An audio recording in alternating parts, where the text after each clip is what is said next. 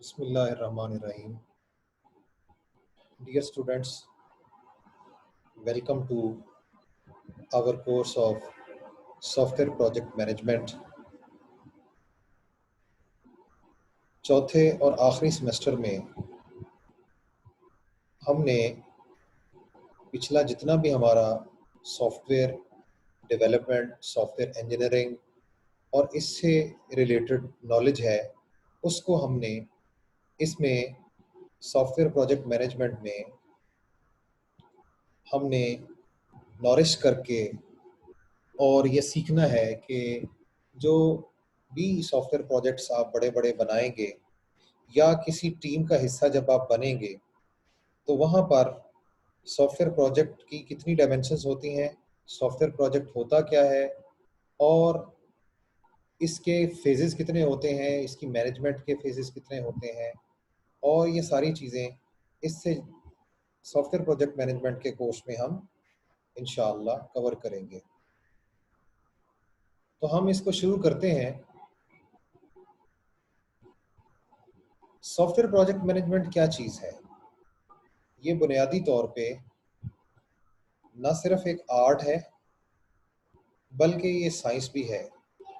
इसमें हमने software projects को ना सिर्फ प्लान करना है बल्कि उनकी एग्जीक्यूशन, इम्प्लीमेंटेशन, उनकी मॉनिटरिंग और उनकी कंट्रोलिंग, ये सारी चीज़ें हमने सॉफ्टवेयर प्रोजेक्ट मैनेजमेंट में सीखनी है।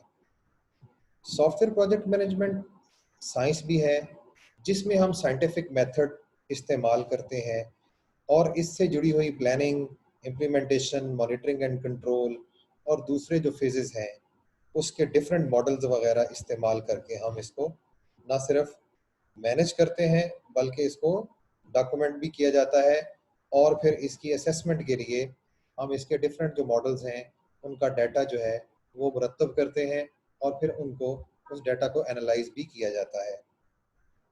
सॉफ्टवेयर प्रोजेक्ट मैनेजमेंट में लीडरशिप स्किल्स भी बहुत इम्पोर्टेंट हैं, बहुत क्रूशल हैं, क्योंकि इसके बगैर सॉफ्टवेयर प्रोजेक्ट मैनेजमेंट का कोई तसव्वुर नहीं है। इसमें हमें सॉफ्टवेयर प्रोजेक्ट मैनेजमेंट को यूज़ करने से हमें क्या फ़ायदे मिलते हैं?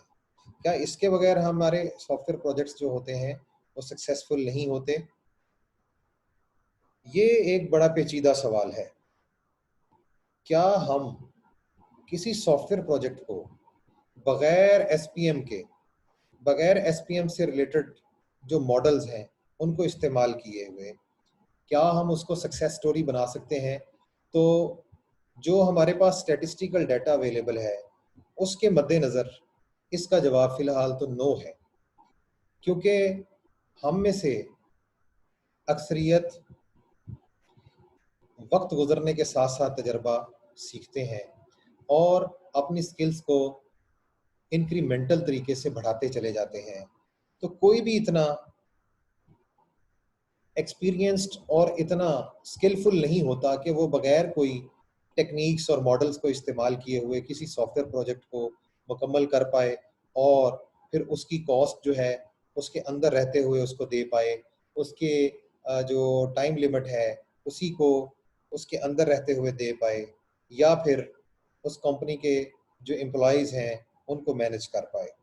तो एसपीएम को हमें इस्तेमाल करने से ये फ़ायदा होता है कि जो भी आप जिस सॉफ्टवेयर हाउस के लिए या जिस बड़ी कंपनी के लिए काम कर रहे हैं उसमें मौजूद जितने प्रोजेक्ट्स हैं उनको मैनेज करना आपके लिए आसान होता है, क्योंकि इसके अंदर डिफरेंट टूल्स और टेक्निक्स और मॉडल्स अवेलेबल हैं। फिर इसमें हमें एक्सेसिबिलिटी मिलती है। जो सॉफ्टवेयर प्रोजेक्ट्स आपके कंपनी के अंदर होते हैं आपको उसके रिसोर्सेज, उसके पर्सोनल और दूसरी चीज़ों तक एक्सेस मिलती है। फिर हम इससे कॉस्ट को मैनेज कर सकते हैं, ये एक बहुत बड़ा एडवांटेज है। अभी हम चूँकि बिल्कुल पहले इसके लेक्चर पर हैं तो मैं इसकी फ़िलहाल एक मुख्तसर सी एक ओवरव्यू आपके सामने रखता हूँ, फिर हम इंशाअल्लाह सॉफ्टवेयर प्रोजेक्ट मैनेजमेंट से रिलेटेड जितने भी इसके फेजेस हैं उनको one by one take on करेंगे हमारे आगे आने वाले लेक्चर्स में।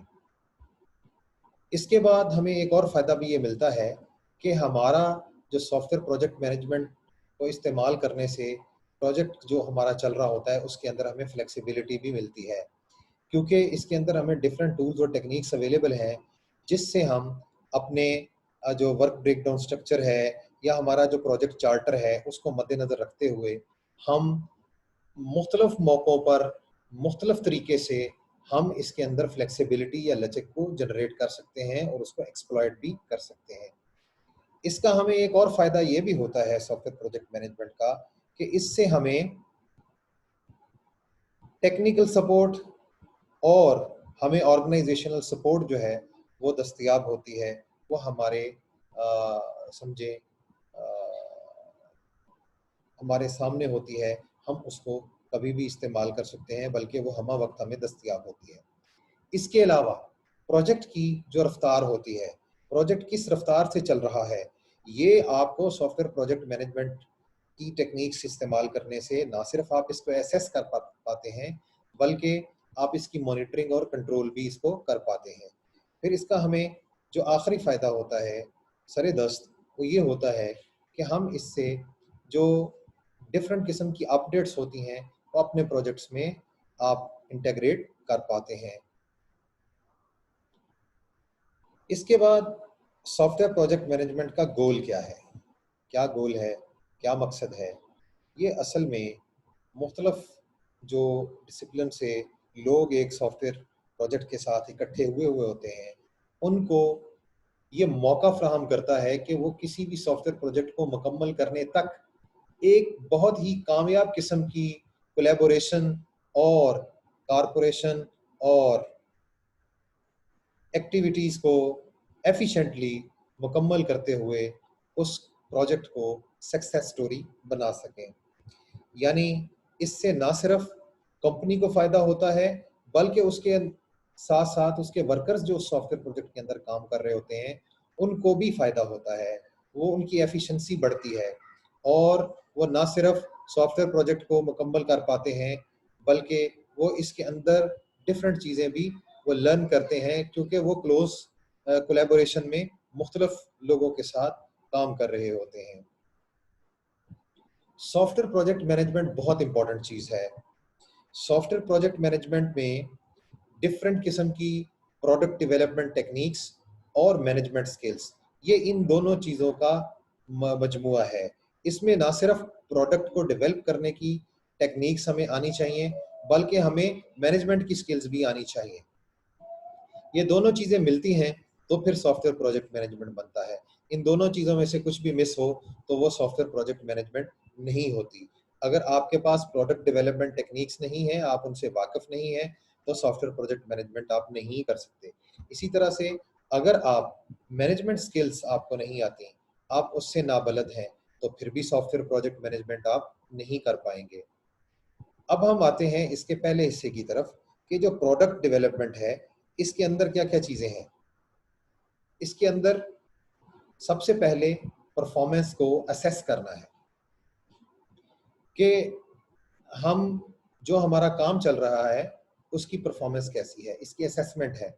तो ये सिर्फ हवाई बात नहीं है, इसको बाकायदा हर फ़ेज़ को डॉक्यूमेंट चूँकि किया जाता है, वहाँ से डाटा इकट्ठा किया जाता है, उस डाटा को फिर स्टैटिस्टिकली हम असेस करते हैं और डिफरेंट टूल्स इस्तेमाल करके परफॉर्मेंस को असेस किया जाता है। इसके बाद हमें प्रोडक्ट डेवलपमेंट में ये भी पता होना चाहिए किसी प्रोसेस के क्या स्टैंडर्ड्स होते हैं। किसी प्रोसेस को मुकम्मल करने के लिए हमारे पास क्या-क्या स्टैंडर्ड्स अवेलेबल हैं इंटरनेशनली और लोकली। ये हमें पता है कि हर प्रोसेस को कंप्लीट करने के लिए डिफरेंट किस्म के जो हमारे स्टैंडर्ड्स हैं, वो हमें मार्केट में अवेलेबल हैं। तो उनको जो है उनकी अवेयरनेस भी हमें मिलती है। इसके बाद जो प्रोडक्ट हम बना रहे होते हैं उसकी बाकायदा डेफिनिशन जो है उस प्रोसेस का भी इसी में प्रोडक्ट डेवलपमेंट के अंदर हम अहाता करते हैं। फिर अगर हमारे पास एक प्रोडक्ट जो है हम उसको बना रहे हैं, तो क्या उसको कोई मुतबादल तरीके भी हैं, कोई ऐसे प्रोसेसेस भी हैं जिनके ज़रिए हम उसको बना सकते हैं, उनकी इवैल्यूएशन जो है वो भी प्रोडक्ट डेवलपमेंट के अंदर शामिल है। इसके बाद रिक्वायरमेंट मैनेजमेंट, ये आप पहले भी पढ़ चुके हैं। तो रिक्वायरमेंट्स को मैनेज करना यानी रिक्वायरमेंट्स की गैदरिंग से लेकर, उनकी स्पेसिफिकेशन से लेकर, उनकी इवैल्यूएशन तक और फिर उनको मैनेज करने तक, ये भी प्रोडक्ट डेवलपमेंट का हिस्सा है। फिर अगर आपने अपनी प्रोडक्ट को डेवलप करवाने के लिए कुछ हिस्से उसके आउटसोर्स कर रखे हैं, यानी आपने सब कॉन्ट्रैक्ट कर रखे हैं, तो उनकी मैनेजमेंट भी इसी चीज़ का हिस्सा है। फिर आपने जो इनिशियल परफॉर्मेंस असेस की है, ठीक है, उसको परफॉर्म कर किया है आपने इनिशियल असेसमेंट के ज़रिए, वो भी इसका हिस्सा है। इनिशियल असेसमेंट में क्या है, इसमें कॉस्ट भी शामिल होती है, इसमें आपका बजट भी शामिल होता है, इसमें आपके रिसोर्सेज भी शामिल होते हैं। तो इनिशियल असेसमेंट को परफॉर्म करना भी प्रोडक्ट डेवलपमेंट का हिस्सा है। फिर प्रोडक्ट डेवलप करने के लिए आपने कोई ना कोई जो आपके मरवजा तरीक़ाकार होते हैं, मेथड्स होते हैं और टूल्स होते हैं, उनको सिलेक्ट करना होता है। और ये जो सिलेक्शन होती है, ये हर सॉफ्टवेयर प्रोजेक्ट में और हर प्रोडक्ट में according to given scenario, according to project charter, according to software work breakdown structure, according to budget और अकॉर्डिंग टू योर टीम, आप हर बार इन चीज़ों को मद्देनज़र रखते हुए ही मेथड्स और टूल्स को चूज़ करते हैं। फिर आपके पास जो स्टैंडर्ड प्रोसेसेस होते हैं, वो चूँकि स्टैंडर्ड होते हैं, तो आपका हर प्रोडक्ट या हर सॉफ्टवेयर प्रोजेक्ट जो है, वो डिफरेंट डोमेन के लिए होगा। तो हर डोमेन पे हो सकता है वो यकसा तौर पर वो प्रोसेसेस जो हैं, वो वैलिड ना हो।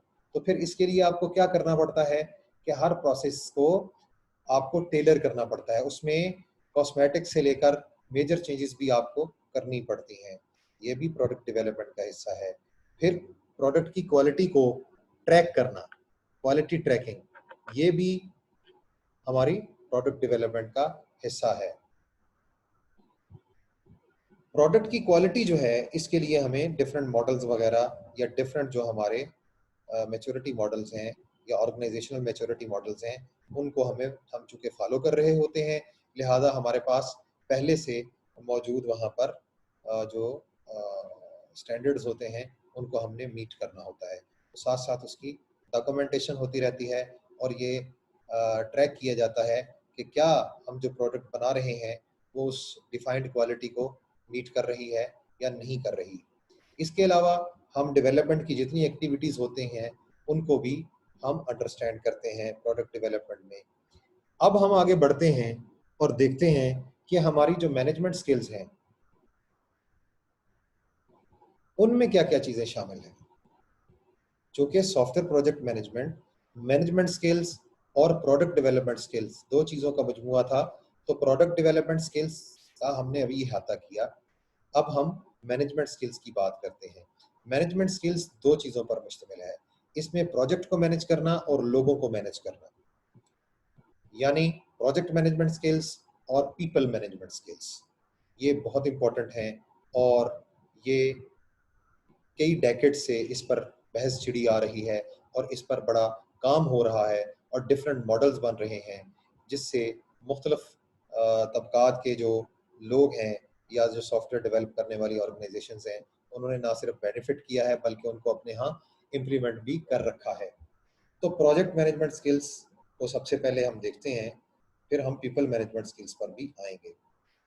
प्रोजेक्ट मैनेजमेंट स्किल्स में सबसे पहले हमें ये करना होता है कि हम अपना जो काम है, हमने उसको मुख्तलिफ हिस्सों में उसको ब्रेक डाउन करना है और ब्रेक डाउन करके उसका एक चार्ट तैयार करना है या उसको डॉक्यूमेंट करना है और उस डॉक्यूमेंट को WDS डॉक्यूमेंट या वर्क ब्रेकडाउन स्ट्रक्चर डॉक्यूमेंट कहते हैं, ये हमने बिल्ड करना होता है। हमारा आगे आने वाले लेक्चर्स में हम इसको भी WBS को भी डिस्कस करेंगे कि वर्क ब्रेकडाउन स्ट्रक्चर क्या होता है, इसकी डिटेल्स हम वहाँ इंशाल्लाह डिस्कस करेंगे। उसके बाद हमने प्रोजेक्ट प्लानिंग चूँकि करनी होती है, तो जो प्लानिंग हमने कर रखी है उसको बाकायदा डॉक्यूमेंट किया जाता है। ये भी प्रोजेक्ट मैनेजमेंट का हिस्सा है कि हमने जो प्रोजेक्ट प्लान्स हैं उनको डॉक्यूमेंट करना है। इसी तरह से हमारे पास जो कॉस्ट हमें आएगी और जो हम एफर्ट लगाएंगे, इन दोनों चीज़ों का एस्टीमेट जो है, ये भी प्रोजेक्ट मैनेजमेंट स्किल्स का हिस्सा है, यानी कॉस्ट एस्टिमेशन और एफर्ट एस्टिमेशन। उसके बाद रिस्क मैनेजमेंट भी हमारी प्रोजेक्ट मैनेजमेंट का हिस्सा है। ये भी इंशाल्लाह रिस्क मैनेजमेंट भी हम इसी कोर्स में डिटेल से पढ़ेंगे। इसके बाद हमारा प्रोजेक्ट मॉनिटरिंग एंड कंट्रोल होता है, यानी जो डेवलपमेंट हो रही है उसको मॉनिटर किया जाए और कंट्रोल किया जाए। फिर हमारा प्रोजेक्ट शेड्यूलिंग होता है, ये बड़ी इंपॉर्टेंट एक्टिविटी है और यही वो एक्टिविटी है जो अगर अच्छे तरीके से परफॉर्म हो जाए तो हमारे जो प्रोजेक्ट्स होते हैं वो फेलियर से निकलकर सक्सेस की तरफ आ सकते हैं, और हमें वो अकॉर्डिंग टू बजट और अकॉर्डिंग टू टाइम हम उनको ना सिर्फ डिलीवर कर पाते हैं बल्कि उनसे हम फ़ायदा भी उठा पाते हैं। तो प्रोजेक्ट शेड्यूलिंग जो है ये इंतहाई इम्पोर्टेंट हिस्सा है प्रोजेक्ट मैनेजमेंट का। उसके बाद है, आपने मैट्रिक्स कौन सा सिलेक्ट किया है, कि कौन से पैमाने हैं आपके पास जिनसे आप इस सॉफ्टवेयर प्रोजेक्ट की हर फेज के अंदर जो डिफरेंट एक्टिविटीज परफॉर्म हो रही हैं उनको कौन से पैमाने हैं, कौन सी कसवटी है जिस पर आप उसको परखेंगे, तो उसको सिलेक्ट करना भी प्रोजेक्ट मैनेजमेंट स्किल्स का हिस्सा है। फिर प्रोजेक्ट मैनेजमेंट टूल्स मार्केट में मौजूद हैं, मुख्तलिफ किस्म के वो मार्केट में आते हैं, तो जो आपको हेल्प आउट करते हैं ये सारी जो मैनेजमेंट स्किल्स हैं इनको डॉक्यूमेंट करने में और इस प्रोसेस को मुकम्मल करने में डिफरेंट टूल्स मौजूद हैं। तो आप में से अगर उनमें से कोई एक टूल चुनना चाहते हैं उसकी सिलेक्शन भी प्रोजेक्ट मैनेजमेंट स्किल के अंदर आती है। उसके बाद प्रोजेक्ट की जो प्रोग्रेस है वो, और हर प्रोसेसेस जो उसके अंदर चल रहे हैं उनकी प्रोग्रेस, इन दोनों को ट्रैक भी किया जाता है। ये भी प्रोजेक्ट मैनेजमेंट स्किल का हिस्सा है। इसके बाद मैनेजमेंट स्किल्स में दूसरा हिस्सा पीपल मैनेजमेंट है। पीपल मैनेजमेंट ये बहुत इंपॉर्टेंट है। हमें पता है, हम सब जानते हैं कि इंसान का इंसान से वास्ता है। जहाँ भी हम चले जाएं, जिन सिस्टम्स में भी चले जाएं, हम अगर टीचर स्टूडेंट की बात करें तो यहाँ पर भी इंसानों का इंसानों से वास्ता है। लेकिन अगर सॉफ्टवेयर प्रोजेक्ट की बात करें तो सॉफ्टवेयर प्रोजेक्ट में डेफिनेटली आपके पास जो लोग होंगे आपने उनको काम देना है, उनसे काम लेना है, और उनकी सलाहियतों के मुताबिक आपने उन पर बोझ डालना है, और फिर उनकी प्रोग्रेस को भी देखना है, किसी को अप्रिशिएट करना है और किसी को थोड़ा खींचना है। यानी ये सारी जो पीपल मैनेजमेंट चीज़ें हैं ये बहुत इंपॉर्टेंट होती हैं। किसी बाकी भी चीज़ें बहुत इंपॉर्टेंट हैं, ये भी इक्वली इंपॉर्टेंट है प्रोजेक्ट मैनेजमेंट स्किल्स के अंदर, जिसमें पीपल मैनेजमेंट स्किल्स ये हैं कि हर बंदे की अपनी अपनी जो है वो कंपिटेंसी होती है। हर जो टीम मेंबर आप सिलेक्ट करेंगे वो अपनी अपनी कंपिटेंसी और क्वालिटी और उसकी जो क्वालिफिकेशन है उसके मुताबिक आप उनको सिलेक्ट करेंगे। तो लिहाजा जो सरेदस्त आप प्रोजेक्ट कर रहे होंगे आपकी टीम भी उस प्रोजेक्ट के जो रिक्वायरमेंट्स हैं उसके मुताबिक चूज की जाएगी। तो जिस तरह के उस प्रोजेक्ट के अंदर डिमांड है उसी तरह के लोग आप उसमें शामिल करेंगे। मिसाल के तौर पे कोई प्रोजेक्ट आप अगर जावा और ओरेकल में करना चाह रहे हैं तो फिर आपको जो टीम होगी वो भी जावा और ओरेकल से रिलेटेड जो लोग होंगे वो आपको चुननी पड़ेगी। लिहाजा जो आपका प्रोजेक्ट और जो प्रोडक्ट आप बना रहे हैं उसकी के लिए जो रिक्वायर्ड कंपिटेंसीज होती हैं उसके हामिल लोग आप लोग हायर करेंगे और फिर उनको मैनेज करेंगे। तो उसमें हमने मैनेजमेंट के अंदर क्या क्या करना है, नंबर वन बहुत इंपॉर्टेंट है कि आपने उनकी जो शाबाश उनको देते रहना है उनकी कारकर्दगी पर, यानी उनकी परफॉर्मेंस को अप्रेस करते रहना है।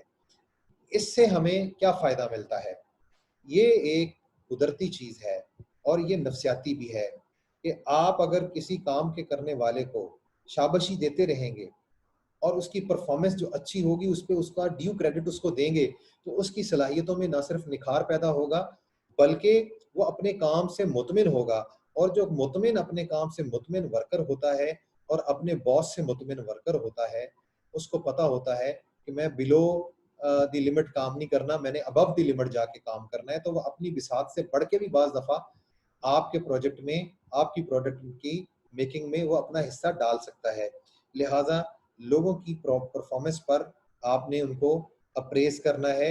ये आपको बहुत फ़ायदा देगा। पीपल मैनेजमेंट स्किल में ये बड़ी इंपॉर्टेंट स्किल होती है और आप अपने गिरदो पेश में मुख्तलिफ जगहों पर ये लोग देखेंगे कि कुछ लोग ऐसे होते हैं जिन्होंने कभी किसी की तारीफ नहीं की होती और वो हमेशा डिसक्रेडिट करते हैं, उनकी हर बात नहीं से शुरू होती है। तो ऐसे लोग जो होते हैं उनको डिसलाइक किया जाता है, कोई उनके लिए काम करना खुशी से पसंद नहीं करता, और अगर किसी को उनके लिए बादल नखास्ता काम करना भी पड़ जाए तो फिर वो काम भी ऐसा ही होता है कि बस वो बेकार समझ कर किया जाता है। लिहाजा किसी को उसकी परफॉर्मेंस पर शाबाशी देना, ये पीपल मैनेजमेंट स्किल का बड़ा इंपॉर्टेंट हिस्सा है। उसके बाद नंबर 2, इंटेलेक्चुअल प्रॉपर्टी को हैंडल करना। ये क्या चीज़ है? मे बी ये टर्मिनोलॉजी आपके लिए नई हो, लेकिन मैं आपको इसकी थोड़ी सी वजाहत किए देता हूँ कि मिसाल के तौर पे आप में से कोई अगर फर्ज करें विजुअल बेसिक डॉट नेट का प्रोग्रामर है और उसने 3-4 ऐसे मॉड्यूल लिखे हैं जो उसने दिन रात एक करके महीनों लगाकर उसने अपने दिमाग से सोचकर वो मॉड्यूल बहुत ही अच्छे बनाए हैं, तो वो जो मॉड्यूल्स हैं वो उसने अपने दिमाग से, अपनी इंटेलिजेंस से बनाए हैं और वो उसकी अपनी इंटेलेक्चुअल प्रॉपर्टी है। तो जो पीपल मैनेजमेंट स्किल्स हैं, इसमें लोगों ने जो चीज़ें कर रखी होती हैं उनको उनका उनकी प्रॉपर्टी के तौर पे लिया जाता है कि ये उनकी प्रॉपर्टी है। किसी ने अगर कोई काम किया है, किसी ने अगर कोई रिसर्च पेपर लिखा है, किसी ने अगर कोई पब्लिकेशन निकाली है, तो वो उसकी अपनी इंटेलेक्चुअल प्रॉपर्टी है और जहां भी उसकी इस चीज को इस्तेमाल किया जाएगा तो उसके काम को भी वहीं पर रिकग्नाइज करने के लिए उसका रेफरेंस दिया जाएगा। बगैर रेफरेंस के किसी का किया हुआ काम अगर आप कहीं आगे इस्तेमाल करते हैं या उसको मिस हैंडल करते हैं तो ये एक जुर्म है। तो लोगों ने जो अपने दिमाग से अपना दिन रात एक करके अपने खून पसीने से जो काम किए हुए होते हैं, जो अचीवमेंट्स की हुई होती हैं, उसको हैंडल करना भी, यानी उस इंटेलेक्चुअल प्रॉपर्टी को हैंडल करना भी पीपल मैनेजमेंट स्किल्स में शामिल है। मिसाल के तौर पे आपकी टीम में 2-3 लोग ऐसे हैं जो आप किसी बहुत ही आ, काम की चीज पर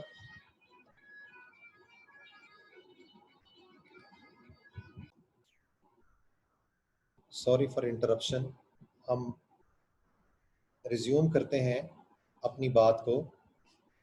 हम इंटेलेक्चुअल प्रॉपर्टी पे बात कर रहे थे। उसके बाद पीपल मैनेजमेंट स्किल्स में हमारे पास तीसरी जो स्किल है वो है कि आपने कैसे मौसर मीटिंग्स को होल्ड करना है और मीटिंग्स वगैरह कैसे लेनी है। इस पर भी इंशाल्लाह आने वाले फेजेस में हम बात करेंगे। इंटरेक्शन आपका लोगों से कैसे होगा और उनसे कम्युनिकेशन आप कैसे करेंगे, तो ये भी इंशाल्लाह इसी कोर्स में का हिस्सा है, कम्युनिकेशन स्किल्स, उसमें हम इसको इंशाल्लाह कवर करेंगे। फिर है लीडरशिप। आपने अपनी टीम को लीड कैसे करना है, आपने अपनी टीम को लीड कैसे करना है और उनके लिए एक मिसाल कैसे बनना है कि वो आपको फॉलो भी करें और उनका हौसला भी बड़ा रहे और वो आपके लिए काम भी करें और अपने अपने जो टारगेट्स हैं उनको वो अचीव भी करें। ये भी पीपल मैनेजमेंट स्किल्स का हिस्सा है। फिर हमने चेंज मैनेजमेंट जो है वो भी सीखनी है पीपल मैनेजमेंट में। मिसाल के तौर पे अगर आप कुछ लोगों की जो असाइनमेंट्स हैं उनको शफल शफल करना चाहते हैं, तो ये कैसे आपने करना है, लोगों को तब्दील कैसे करना है या उनके जो वर्कलोड है उसको मैनेज कैसे करना है, ये भी पीपल मैनेजमेंट स्किल्स का हिस्सा है। फिर निगोशिएशंस, लोगों के साथ आपने मुज़ाकरात कैसे करने हैं, हाउ टू निगोशिएट, ये भी बड़ी इंपॉर्टेंट स्किल है पीपल मैनेजमेंट स्किल में। कैरियर प्लानिंग, ये भी पीपल मैनेजमेंट स्किल का हिस्सा है। और प्रेजेंटेशंस वगैरह देना, कैसे आपने प्रेजेंट करना है, ये भी पीपल मैनेजमेंट स्किल्स का हिस्सा है।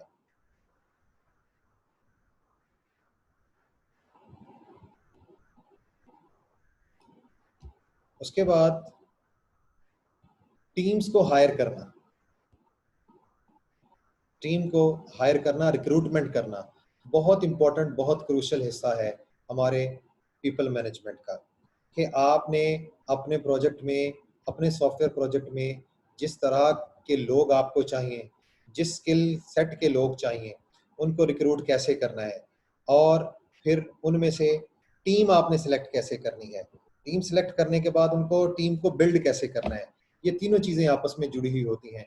अगर आपने इनिशियली गलत लोग रिक्रूट कर लिए तो फिर उसमें से टीम को सेलेक्ट करना आपके लिए मुश्किल हो जाएगा और फिर अगर टीम ही अच्छी सिलेक्ट नहीं होगी तो फिर उसकी टीम की जो बिल्डिंग है वो गलत हो जाएगी, टीम बिल्ड नहीं कर पाएंगे आप, और आपका जो प्रोजेक्ट है उसके लिए शदीद खतरात जो हैं वो लाहक हो सकते हैं।